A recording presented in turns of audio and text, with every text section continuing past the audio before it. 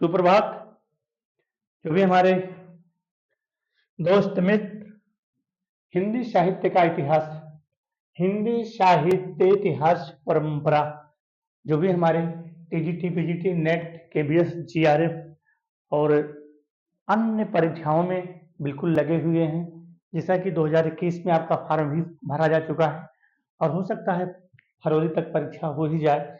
तो हिंदी साहित्य के इतिहास को समझने के लिए मेरे मित्र, मेरे दोस्त, जब तक आप हिंदी साहित्य की परंपरा को बेसिकली नहीं जानोगे, मैंने इसको कुछ की पॉइंट में आपको लिखा है, थोड़ा सा इस पे आप गौर कीजिएगा और अगर हो सके तो अपना 10 मिनट समय दीजिए मेरे दोस्त। मैं आपको इन की पॉइंटों में लिखा है। दोस्तों, समय को बचाने के लिए हमको पहले लिखना पड़ा ताकि लिखने में बहुत टाइम लगता।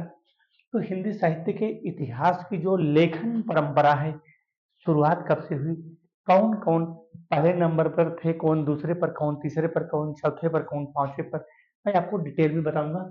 बहुत जल्दी खींच के ले चलूंगा, सिर्फ 10 मिनट आपका समय लूंगा और आपको यहाँ से टच कराऊंगा क्योंकि मैंने इसको अच्छी बुकों से कलेक्ट किया है। मेरे मित्र, मेरे दोस्त, हिंदी साहित्य इतिहास, जो हिंदी साहित्य इतिहास है, जो हिंदी साहित्य का इतिहास है, इसको लिखने की जो परंपरा का श्रेय जाता है, उसके पहले उसके पहले 84 वैष्णव की वार्ता। हमें पता है कि आप सभी लोग इससे परिचित हैं, लेकिन चीजों को समझने से पहले इसको जानना पड़ेगा। 84 वैष्णव की वार्ता है, 252 वैष्णव की वार्ता है, भक्तमाल है, कविमाला है और कालिदास हजारा है। ठीक है, लेकिन इन इतिहास ग्रंथों में कालक्रम का अभाव, कवियों का अभाव और समय का अभाव नहीं किया गया था, इसलिए यह इतिहास सफल नहीं हो सका। ध्यान दीजिएगा, ऐसे प्रश्न बना लेगा कि जो साहित्य की परंपरा है, जो इतिहास लेखन का कार्य है, कौन सी ऐसे कि जहां पर कालक्रम नहीं दिया गया, समय नहीं दिया गया। यहाँ ध्यान दीजिएगा, कालक्रम, संबंध आदि का अभाव होने का यह इतिहास ग्रंथ मान्य नहीं हुआ। अब हम चलते हैं, नेक्स्ट पर चलते हैं। बहुत की पॉइंट आपके लिए लिखा है, केवल अतीत ही वर्तमान को प्रभावित नहीं करता, बल्कि वर्तमान भी अतीत को प्रभावित करता है। नोट करना दोस्त, इलेट का स्टेटमेंट है और यह स्टेटमेंट बहुत ही अच्छी बुक से लिया गया है। तो हिंदी साहित्य की जो परंपरा है, जो लेखन का कार्य है, इतने भागों में आपको पढ़ना है। ध्यान देना, जो हमारे दोस्त, जो हमारे मित्र, भाई बहन देख रहे हैं, थोड़ा सा तसल्ली के साथ, धैर्य के साथ पढ़ना पड़ेगा। या लॉन्ग टर्म की परीक्षाएं हैं, वन डे एग्जाम नहीं है कि प्रश्न को भगाते जाओ, टाइम देना पड़ेगा मेरे दोस्त। तो हिंदी साहित्य को आपको पढ़ना है। पहला चीज, हिंदी साहित्य जहां से आपको 2 से 3 क्वेश्चन उठाता है, हर परीक्षा में 2 से 3 क्वेश्चन उठाता है। दूसरा, हिंदी व्याकरण पढ़ना पड़ेगा, भाषा विज्ञान पढ़ना पड़ेगा, काव्य शास्त्र पढ़ना पड़ेगा और संस्कृत पढ़ना पड़ेगा। यहाँ ध्यान दीजिए, जो शुरुआत हुई, जो हमारी देव भाषा है, संस्कृति है, जिसको हम देव भाषा कहते हैं, देववाणी कहते हैं, आर्य भाषा कहते हैं, इनको देख लीजिए। ये संस्कृत है, फिर इसके बाद पाली, प्राकृत, अपभ्रंश, अवहट्टी हिंदी। हिंदी हिंदी हमारी 1000 से शुरू होती है मेरे दोस्त। मैं आपको टच करा रहा हूँ, हमें पता है यह चीज, आप सबको जानकारी है, हमें ऑलरेडी पता है। यहाँ पर बस थोड़ा सा इस पे ध्यान दीजिएगा और हम चलते हैं। बिल्कुल टाइम नहीं लॉस करेंगे, सिर्फ लेखन पद्धति पे आ गए। अब यहाँ से साहित्य परंपरा की लेखन पद्धति की शुरुआत होती है। वर्णानुक्रम पद्धति, जिसको प्राचीन लेखन पद्धति भी कहते हैं। ध्यान दीजिएगा, 5 भागों में बटी है, मैं आप टच करा रहा हूँ। जिस साहित्य इतिहास को आप रटते हैं, क्वेश्चन को याद करते हैं, बार बार उसको रटने की कोशिश मत करें मेरे दोस्त, मेरे मित्र। एक बार समझ लीजिए, निश्चित ही आपके जेहन में बस जाएगा, नहीं भूलेगा। यह है वर्णानुक्रम पद्धति। इसमें इसको हम प्राचीन लेखन पद्धति भी कहते हैं। इसमें हमारे आ जाते हैं गारसा प्रत्याशी हैं, शिव सिंह सेंगर हैं, और जो हमारी कालानुक्रम पद्धति है, यह जन्म के आधार पर दिया गया है। ठीक है, यहाँ पर हमारे आ जाते हैं वो अब्राहम लिंकन आ जाते हैं, और जो विधेयवादी लेखन पद्धति है, इसमें हमारे आरसी शुक्ला आ जाते हैं। ये वैज्ञानिक पद्धति है। और यहाँ है नारी पद्धति। यहाँ पर हम आ गए हिंदी साहित्य के इतिहासकार। सबसे पहले जो लेखन का कार्य शुरू हुआ वह भक्तमाल है, कालिदास हजारा है, 52 वैष्णव की वार्ता है, 252 वैष्णव की वार्ता है। लेकिन मेरे दोस्त, उसमें कालक्रम, समय आदि का अभाव होने के कारण वह साहित्य ग्रंथ मान्य नहीं हुआ। तो माना कौन गया? शुरुआत यहाँ से होती है। गारसा दतासी, नोट करना, इस्तवार दादा, लिटरेचर हिंदुस्तानी, ठीक है, हिंदुस्तानी है, थोड़ा सा यहाँ मिस हुआ है,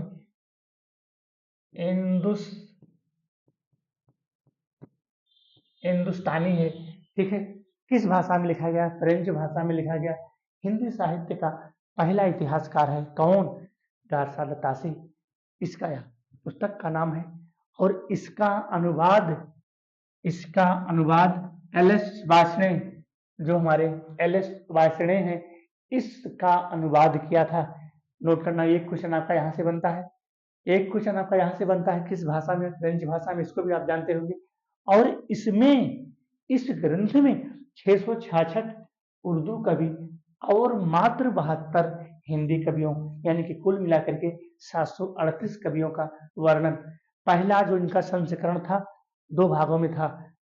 1839 में प्रथम भाग और 1847 में द्वितीय भाग। जो तीसरा भाग इनका है वो 1871 में निकालते हैं। ध्यान दीजिएगा, हर पॉइंट पर, हर की पॉइंट पर मैंने प्रश्नों को लाने का प्रयास किया है मेरे दोस्त।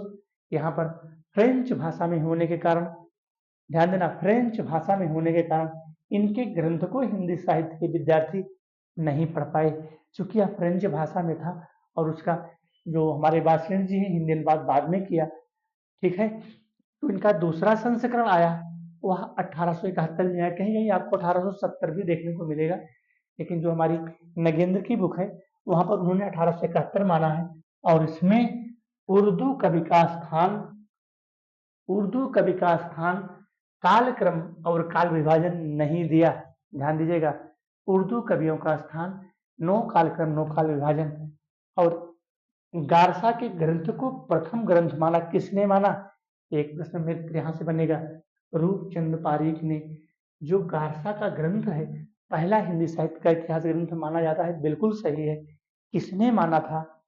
डॉक्टर रूपचंद पारीख ने। यहाँ से आपका एक क्वेश्चन बन गया। और तासी ने अपने ग्रंथ को हिंदुई और हिंदुस्तानी साहित्य का इतिहास ग्रंथ कहा। यह इतिहास नहीं है, क्योंकि कालक्रम काल विभाजन, ना तो इसमें कालक्रम है, ना काल विभाजन, ना कवियों का वर्णन। किसने कहा इस स्टेटमेंट को? किशोरी लाल गुप्त ने। अब दोस्त, जो हमारी जो भी परीक्षाएं हैं, आप समझ रहे हैं, इस 2 लाइन को दे देगा और पूछ लेगा कि इस स्टेटमेंट को किसने कहा। किशोरी लाल ने कहा, कि हजारी प्रसाद द्विवेदी ने कहा, डॉक्टर राम कुमार वर्मा ने कहा, कि आर.सी. शुक्ला ने कहा।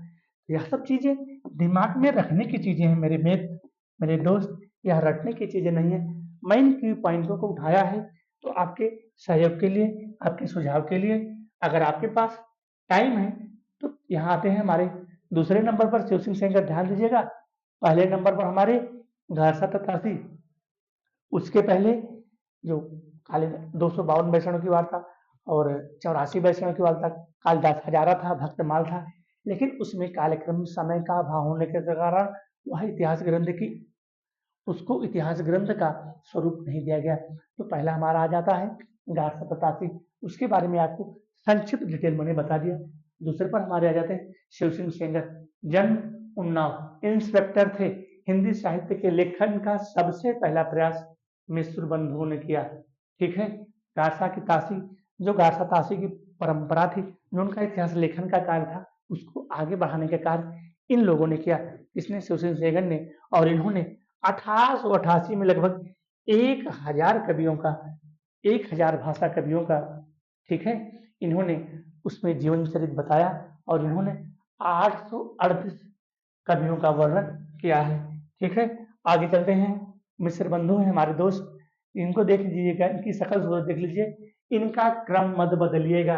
एक गणेश बिहारी सबसे बड़े हैं, ये पहले नंबर पर हो गए, ये दूसरे नंबर पर हो गए, और ये हमारे तीसरे नंबर पर हो गए। इनका क्रम मत बदलना। निवासी हरदोई के हैं, बाद में लखनऊ चले गए थे और वहीं इटौजा में अपनाए रहने लगे। मिश्र बंधु, और इन्होंने क्या लिखा था दोस्त? हिंदी नवरत्न। नवरत्न का मतलब है इसमें 3 कविये हैं, तीने हैं, इसीलिए इनको हिंदी नवरत्न की उपमा प्रदान की गई। ध्यान दीजिएगा, प्रकाशन 1910 में हुआ था। मैंने यहाँ पर नोट कर दिया है कि निम्नलिखित में से पूछ लेगा, आयोग पूछ लेगा कि निम्नलिखित में से कौन बृहत तरह के कवि नहीं है या निम्नलिखित में से कौन मध्य तरह के कवि नहीं है। तो फिर दोस्तों मेरे मित्र, आपको मैं आपसे निवेदन करूंगा कि ऑब्जेक्टिव प्रश्नों को आप तब पढ़ें जब थोड़ा सा चीजों को डिटेल में पढ़ लें। पहले आप बुक का एक बार अध्ययन कर लें, मेरा यहाँ से रिक्वेस्ट है, यहाँ आप इसको कंठस्थ कर लीजिएगा। इसमें हमारे सूर्य तुलसी देवदत्त आ गए बृहत्तरई में, मध्यतरई में हमारे बिहारी भूषण आ गए, केशव आ गए, और लघुतरई में हमारे मति रामचंद्र बरदाई और हरिश्चंद्र आ गए। शॉर्ट स्क्रीन भी आप ले सकते हैं। अगले पेज पर आते हैं। इसमें लगभग इन्होंने 5000 कवियों का वर्णन किया, जिसमें इतना मान्य है 4591 माना, और 1913 में इन्होंने इसका 3 भाग में इसका प्रकाशन किया। 1913 में इन्होंने 3 भाग में, प्रथम भाग, द्वितीय भाग और तृतीय भाग, और 1934 में इन्होंने जो है प्रथम भाग निकाला, जिसको हम चौथे भाग के रूप में या चौथा भाग मान सकते हैं। ठीक है, यहाँ पर एक क्वेश्चन आपको ये मिल जाएगा डिटेल में, आरसी शुक्ला ने कवियों का परिचयात्मक वर्णन मिश्र बंधु से लिया था। ठीक है, यहाँ पर एक आरसी शुक्ला जो कि हमारे 5वें नंबर पर आते हैं हिंदी साहित्य के इतिहास लेखन में।